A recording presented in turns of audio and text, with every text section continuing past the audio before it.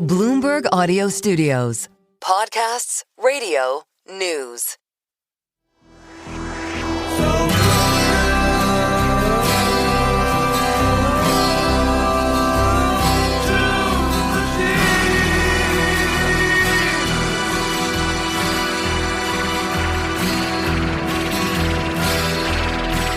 Algorithms are everywhere. They determine the price you pay for your Uber, what gets fed to you on TikTok and Instagram, and even the prices you pay in the supermarket. Is all of this algorithmic impact helping or harming people? To answer that question, let's bring in Cass Sunstein. He is the author of a new book, Algorithmic Harm, Protecting People in the Age of Artificial Intelligence, co-written with Oren Bar-Gil. Cass is also a professor at Harvard Law School and is perhaps best known for his books on Star Wars and co-authoring Nudge with Nobel Laureate Dick Thaler. So, Cass, let's just jump right into this and start by defining what is algorithmic harm. Okay, so let's use Star Wars. So let's say the Jedi Knights use algorithms and they give people things that fit with their tastes and interests and information. And people get, if they're interested in books on behavioral economics, that's what they get at a price that suits them. If they're interested in a book on Star Wars, that's what they get at a price that suits them. The Sith, by contrast, take advantage with algorithms of the fact that some consumers lack information and some consumers suffer from behavioral biases. So we're going to focus on consumers first. If people don't know much, let's say, about healthcare products, an algorithm might know that they're likely not to know much, and might say, we have a fantastic baldness cure for you. Here it goes. And people will be duped and exploited. So that's exploitation of absence of information. That's algorithmic harm. If people are super optimistic and they think that some new product is going to last forever when it tends to break on first usage, then the algorithm can know those are unrealistically optimistic people and exploit their behavioral bias. So I referenced a few obvious areas where algorithms are taking place. Uber pricing is one. The books you see on Amazon is algorithmically driven. Clearly, a lot of social media, for better or worse, is algorithmically driven. And even things like the sort of music you like on Pandora.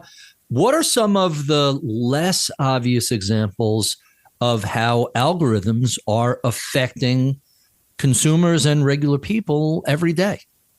Okay, so let's start with the straightforward ones, and then we'll get a little subtle. So straightforwardly, it might be that people are being asked to pay a price that suits their economic situation.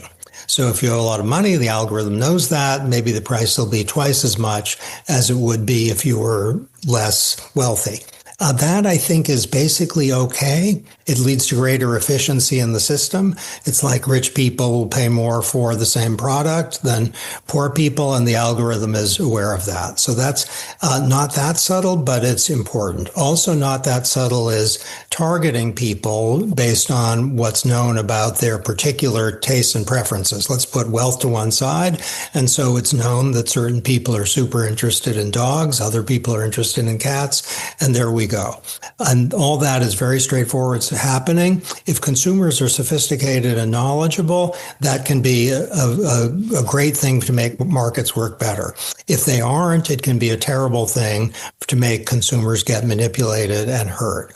Here's something a little more subtle. If an algorithm knows, for example, that you like Olivia Rodrigo, and I hope you do because she's really good, then there are going to be a lot of Olivia Rodrigo songs that are going to be put into your system. And let's say no one's really like Olivia Rodrigo, but let's suppose there are others who are vaguely like her, and you're going to hear a lot of that. Now, that might seem not like algorithmic harm. That might seem like a triumph of freedom in markets.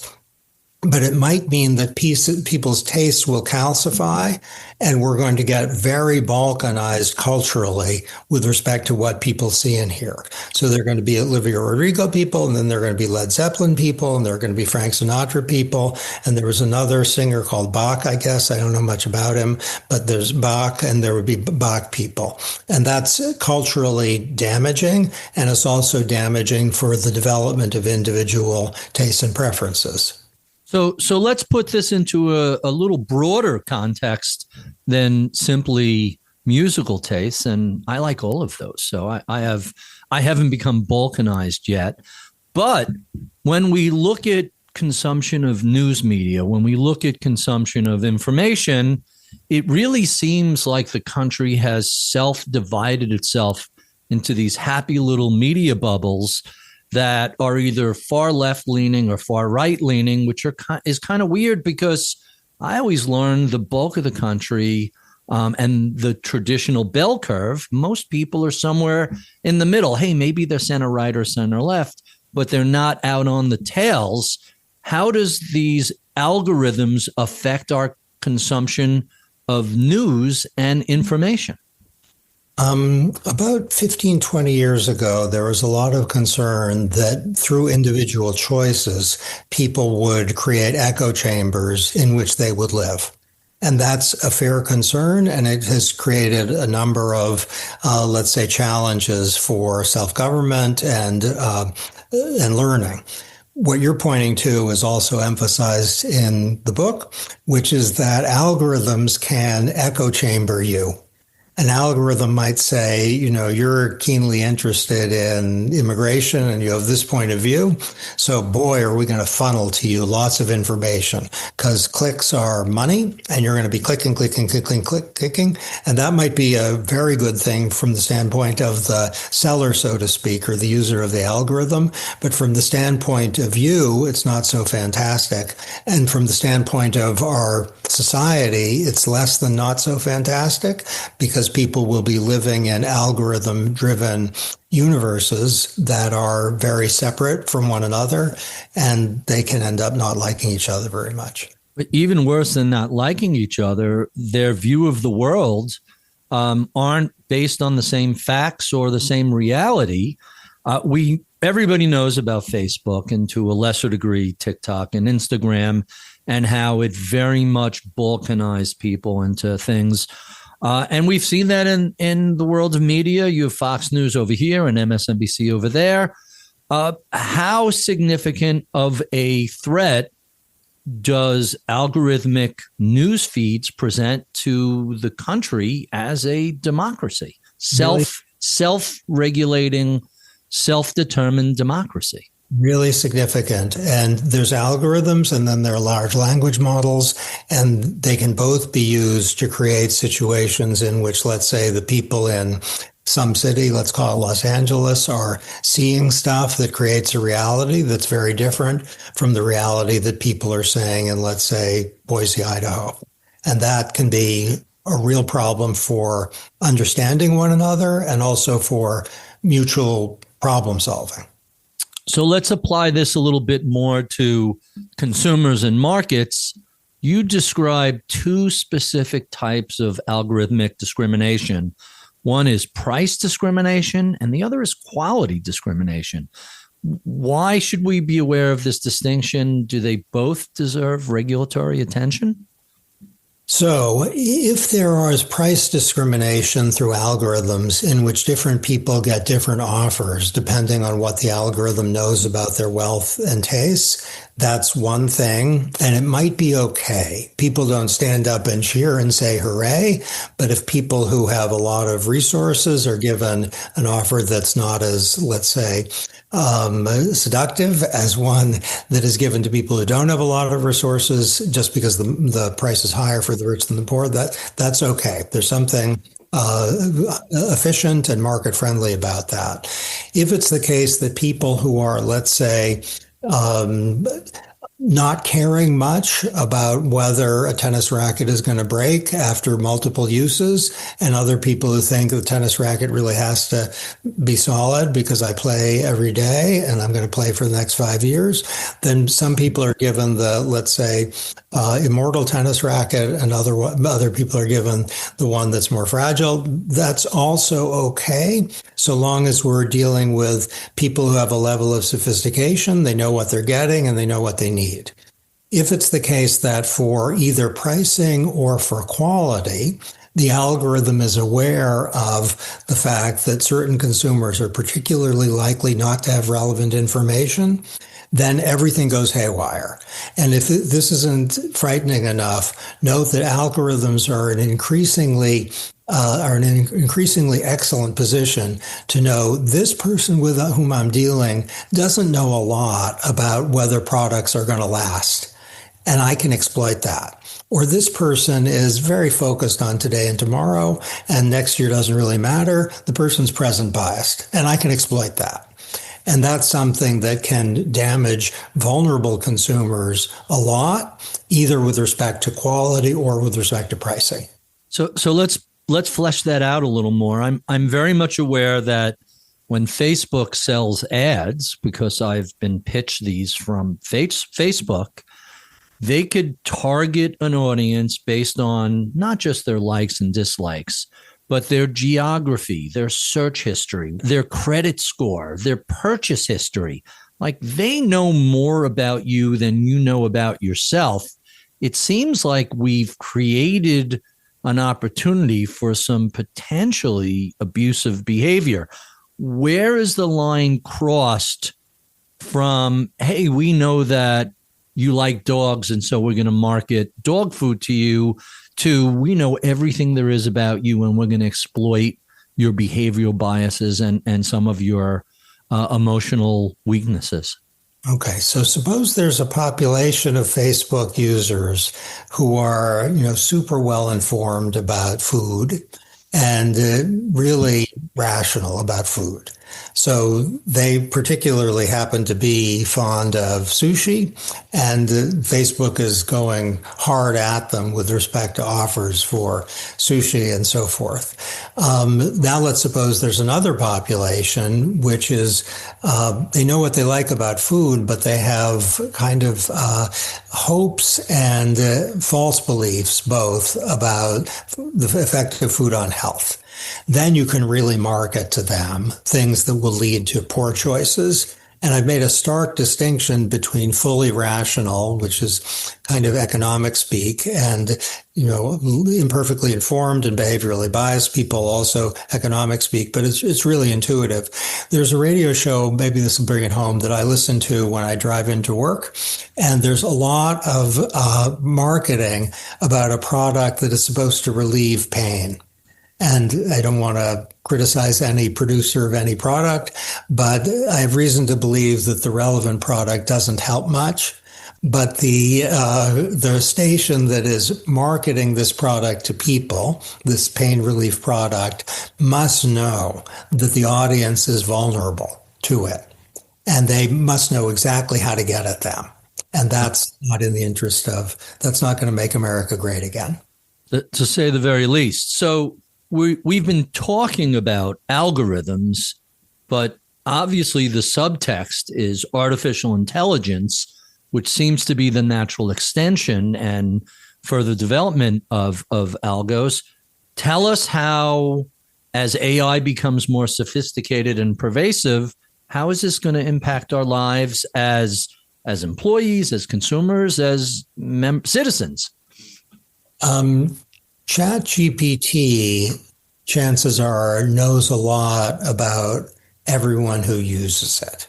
So I actually asked ChatGPT recently, I use it some, not hugely. I asked it to say some things about myself, and it said a few things that were kind of scarily precise about me, based on some number, dozens, not hundreds, I don't think, of engagements with ChatGPT. So large language models that track your prompts can know a lot about you And if they're able also to know your name, they can, instantly basically learn a ton about you online. And we need to have privacy protections that are working there. Still, it's the case that AI broadly is able to use algorithms, and generative AI can go well beyond the algorithms we've gotten familiar with, both to make the beauty of algorithmic engagement, that is, here's what you like, here's what you want, we're going to help you, and the ugliness of algorithms, here's how we can exploit you to get you to buy things. And of course, I'm thinking of investments too. So in your neck of the woods, it would be child's play to get people super excited about investments, which AI knows the people with whom it's engaging are particularly susceptible to, even though they're really dumb engagements. Really interesting. So since we're talking about investing, I can't help but bring up both AI and algorithms trying to increase so-called market efficiency. And I always go back to Uber's surge pricing. As soon as it starts to rain, the prices go up in the city. It's obviously not an emergency. It's just an annoyance. However, we do see situations of price gouging after a storm, after a hurricane. People only have so many batteries and so much plywood, and they kind of crank up prices. How do we determine what is the line between something like surge pricing and something like, abusive price gouging?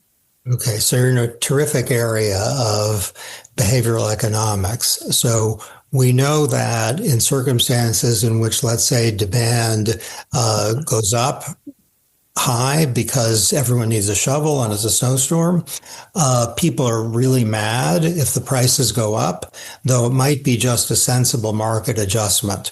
So as a first approximation, if there's a spectacular need for something, let's say shovels or umbrellas, the market inflation of the cost, while it's morally abhorrent to many and maybe in principle morally abhorrent, from the standpoint of standard economics, it's okay.